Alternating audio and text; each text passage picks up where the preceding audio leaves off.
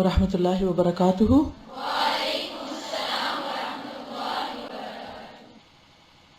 نحمده ونصلی علی رسولہ الکریم، اما بعد فاعوذ باللہ من الشیطان الرجیم، بسم اللہ الرحمن الرحیم، رب اشرح لی صدری ویسر لی امری۔ ہم نے سیکھی اس میں ایک تو سوال یہی تھا کہ آپ صلی اللہ علیہ وسلم نے سب سے پہلے یعنی جتنے بھی ایکسپیڈیشنز بھیجی ہیں، جتنے بھی سریات تھے، ان میں انصار کو شامل کیوں نہیں کیا؟ یعنی کسی بھی سریہ میں ایک بھی انصاری کبھی شامل نہیں ہوا، صرف مہاجرین جاتے تھے۔ اس کا ریفرنس بھی میں نے دیکھا تھا کہ جس میں یعنی تاریخ میں خاص طور پر اس کا ذکر آیا ہے کہ لیس فیہم من الانصار احد۔ مصلحت کیا تھی، وجہ کیا تھی؟ کل میں نے آپ کے لیے سوال چھوڑا تھا کہ آپ اس کا جواب سوچ کر آئیے۔ جی وہ مکہ سے آئے تھے اور بہت زیادہ اسلام کے لیے تکلیفیں اٹھا کر آئے تھے۔ ان کے اندر ایک کہنا چاہیے کہ انتقام کا جذبہ بھی تھا، اور نہیں دیکھیے کہ مقاصد کیا تھے۔ مقاصد تو صرف نہیں، حملہ کرنے تو نہیں جا رہے تھے بیسیکلی۔ کیا یہ سریات حملے کی غرض سے جا رہے تھے؟ نہیں۔ کیا کرنے جا رہے تھے یہ دہرا لیجئے، کیا مقاصد تھے ان کے؟ نمبر ایک، قریش کی نقل و حرکت پہ نظر رکھنا، ان کے منصوبوں سے آگاہ ہونا کہ اب آئندہ یہ کیا کرنے والے ہیں۔ جی ہاں، مدینہ کی حفاظت بھی مطلوب تھی۔ شابش۔ سراؤنڈنگ ٹرائبز کو اپنا الائے بنانا، اور جو مکہ کے سراؤنڈنگ ٹرائبز تھے ان کو مکہ والوں سے کاٹنا بھی، یعنی تاکہ جب کسی بھی قسم کا کوئی معاملہ پیش آئے تو جو مکہ کے آس پاس کے لوگ ہیں وہ ان کا ساتھ دینے کی بجائے کس کا ساتھ دیں؟ نبی صلی اللہ علیہ وسلم کا۔ اور کوئی چیز؟ جی آپ بتائیے۔ جی، ٹریڈ روٹ جو تھا وہ مدینہ کے پاس سے گزرتا تھا اور قریش کے سب قافلے وہیں سے جاتے تھے۔ تو ان قافلوں کے آس پاس آنے جانے کا مقصد کیا تھا کہ ان کو یہ احساس دلایا جائے کہ اب تم ہماری زد میں ہو، تمہارے لیے یہ گزرگاہ اتنی آسان نہیں رہی۔ تبلیغ کا کام بھی کرتے تھے یہ سریات۔ ٹھیک ہے، آپ جی ہاں، یعنی مسلمانوں کا ایک پرو ایکٹیو ایکشن کہ خود سے باہر نکل کے حالات کا مشاہدہ کر رہے تھے، یہ اس بات کی علامت بھی تھا، یہ ثابت کرنا بھی مقصود تھا کہ ہم اب اس کمزوری کی حالت میں نہیں، اگر تم نے ہمارے ساتھ کچھ کیا تو ہم بھی مقابلہ کر سکتے ہیں۔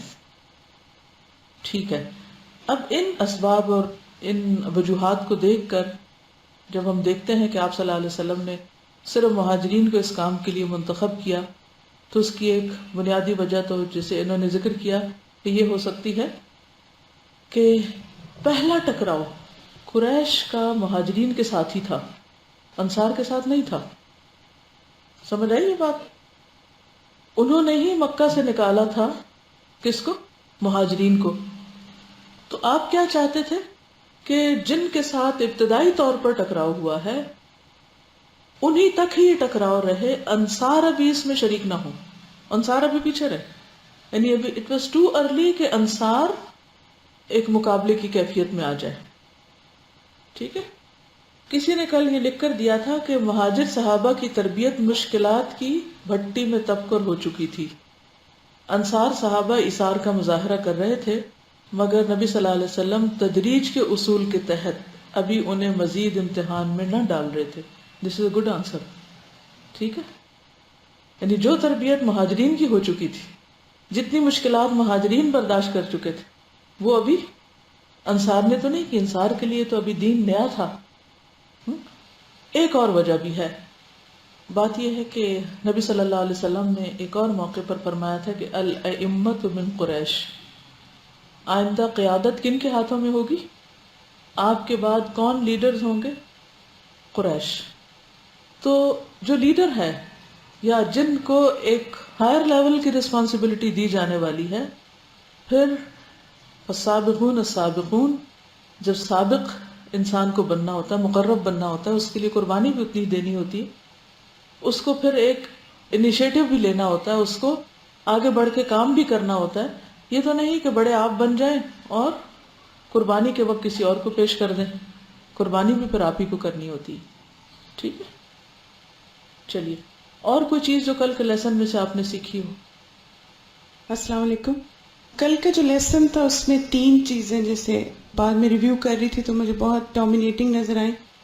ایک تو یہ کہ نبی صلی اللہ علیہ وسلم کی بہت اسٹرانگ آرگنائزیشنل سکلز نظر آتی کہ آپ صلی اللہ علیہ وسلم جیسے ہی آئے تو سب سے پہلے مواخات کا رشتہ جیسے قائم کیا. تو اگر ہم اس سچویشن کو دیکھیں تو اس میں ہمیں یہ نظر آتا ہے کہ مہاجرین سب کچھ چھوڑ کے آئے تو آپ صلی اللہ علیہ وسلم نے سب سے پہلے ان کی مورل اور ان کی فائنینشیل جو نیڈس. پرابلمس تھی ان کو ریزالو کیا. پھر دوسرا یہ کہ وہی تک نہیں چھوڑ دیا کہ اچھا ان کے کھانے پینے کا بھی، رہنے کا بھی، جاب کا بھی ہو گیا، بلکہ تعلیم و تربیت کا بھی بندوبست کیا کہ ایک دن انصار کام کرے اور ایک دن مہاجر کام کرے. اس سے آپ دیکھیں کہ بہت بہترین اصول ہمیں، تاکہ دوسرا دن جو ہے وہ تعلیم کے لیے جی استعمال کر بالکل. سکیں. اور پھر اس سے یہ ہوتا تھا کہ پوری ہسٹری جب ہم دیکھتے ہیں تو ہمیں کوئی ایسی اگزامپل نظر نہیں آتی کہ کسی انصار نے مہاجر کی شکایت لگائی ہو یا مہاجر نے انصار کی لگائی ہو. وجہ کیا تھی اس کی کہ وہ فائنینشیل اور وہ بھی موجود تھی سیٹسفیکشن، لیکن تعلیم و تربیت کی وجہ سے ان کو کسی میں کوئی عیب نہیں نظر آتا تھا، کوئی کمی نہیں نظر، یعنی شکر گزاری ہی شکر گزاری نظر آتی. تو اس لیے آپ دیکھیں پروڈکٹیو کام کرنے کے لیے کام بھی کریں اور ساتھ اپنے تزکیے کی بھی بہت زیادہ ہمیں ضرورت ہے. ایک اور اس کا مطلب یہ ہے کہ کام کے ساتھ عام طور پر ہماری زندگیوں میں اعتدال نہیں ہوتا. جب ہم کام کرنے لگتے ہیں تو پڑھنا لکھنا چھوڑ دیتے ہیں. یعنی اگر ہماری ایک ایوریج پاکستانی خاتون کو دیکھیں تو شادی سے پہلے تک وہ کیا کر رہی ہوتی؟ پڑھ رہی ہوتی. صرف پڑھ نہیں رہی ہوتی، پڑھائی میں جان ہلاک کر رہی ہوتی. کتنا زیادہ پڑھ رہی ہوتی. بہت سی بچیاں میڈیکل تک پہنچتی ہیں، پھر جب شادی ہو جاتی ہے تو اس کے بعد صورتحال مختلف ہو جاتی. اللہ ماشاء اللہ چند گنے چنے لوگ ہوتے ہیں جو بعد میں بھی جان مارتے رہتے ہیں، ورنہ اکثریت کتابیں اس طرح بند کرتی کہ کھولنے کا نام نہیں لیتی. سر ایک چیز اور بھی تھی کہ ان کی موٹیویشن نا جیسے ہر چیز کے لیے تیار. اب انصار جو تھے، اسی میں نے سیرت میں پڑھا تھا کہ وہ خود کم لیتے تھے، مہاجرین کو زیادہ دیتے. مہاجرین کو ہوتا تھا ہم کیسے آگے ہو کے کریں. تو یہ چیزیں تبھی آتی ہیں جب ساتھ ساتھ تعلیم و تربیت بھی رہے نا. ایک اور چیز جو مجھے اس میں بہت اچھی لگی تھی وہ یہ تھی کہ نبی صلی اللہ علیہ وسلم نے اپنی جو مواخات تھی وہ علی رضی اللہ عنہ کے ساتھ کی تھی. پھر ہمیں یہ بھی پتہ چلتا ہے کہ اگرچہ ان کے پاس یہ چوائس تھی، آپ صلی اللہ علیہ وسلم نے علی رضی اللہ عنہ کو کہا کہ ایک دن تم کام کرنا، ایک دن میں کروں گا نا، لیکن علی رضی اللہ عنہ نے کہا کہ نہیں، میں ہی دونوں دن کروں گا، آپ جو کر رہے ہیں وہ میں نہیں کر سکتا. یہ بھی بہت ایک زبردست بات ہے. ایک تو آپ دیکھیں کہ فیملی کا ریلیشن تو آبویسلی ایک انڈرسٹینڈنگ تھی اور آپ صلی اللہ علیہ وسلم کے لیے کمیونیکیشن بھی آسان تھی. اور پھر یہ تھا کہ علی رضی اللہ عنہ کو پتا تھا کہ نبی صلی اللہ علیہ وسلم جو کام کر رہے ہیں، انتظامی چیزیں ہیں، مختلف یعنی مہاجرین کو سیٹل کریں اور چیزیں کریں، وہ نہیں کر سکتے تھے. تو انہوں نے سارا پریشر کام کا لے لیا اور نبی صلی اللہ علیہ وسلم کو ریلیکس کیا تاکہ وہ سارے توجہ ان کی اسٹیبلشمنٹ اور سب کاموں میں دے سکے. تو یہ بھی چیز بہت ضروری ہے کہ بعض اوقات کچھ لوگوں کو ہمیں اسپیئر کرنا ہوتا ہے اور ہمیں زیادہ محنت کرنی پڑتی ہے تاکہ وہ اپنے کام کو یا اپنے وقت کو ان چیزوں میں لگا سکیں جو عام شخص نہیں کر سکتے. اس کے بارے میں تاریخ میں آتا ہے کہ آپ نے فرمایا اے علی، ہم دونوں کے لیے ایک دن تم روزی کماؤ، دوسرے دن میں کماؤں گا. یعنی نبی صلی اللہ علیہ وسلم نے اپنے آپ کو خود آفر کیا کہ ایک دن میں کام کروں گا، ایک دن تم کام کرو گے. حضرت علی نے کہا اے خدا کے رسول صلی اللہ علیہ وسلم، مسجد میں آپ کا موجود رہنا ضروری ہے تاکہ آپ اس کا انتظام کریں، مسلمانوں کے مسائل کا جواب دیں. میں تنہا دونوں کی روزی کے لیے کام کروں گا. تو آپ نے ان کی تجویز قبول کر لی.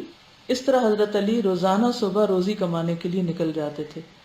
ان کو ابتدائی دور میں پڑھنے لکھنے کا پھر موقع نہیں رہا کچھ عرصے کے لیے، لیکن یہ سچویشن ہمیشہ کے لیے نہیں تھی. بالکل. پھر بعد میں حالات تبدیل ہو بعد گئے. میں سیٹل ہو گئی تو پھر ظاہر ہے مومن جو ہے اس کی فراست کا تقاضا یہ ہے کہ وہ صرف سامنے کے خطرات کو نہ دیکھے بلکہ ان کے پیچھے ڈیپ ڈاؤن جو چیزیں ہیں ان کو بھی بھانپے.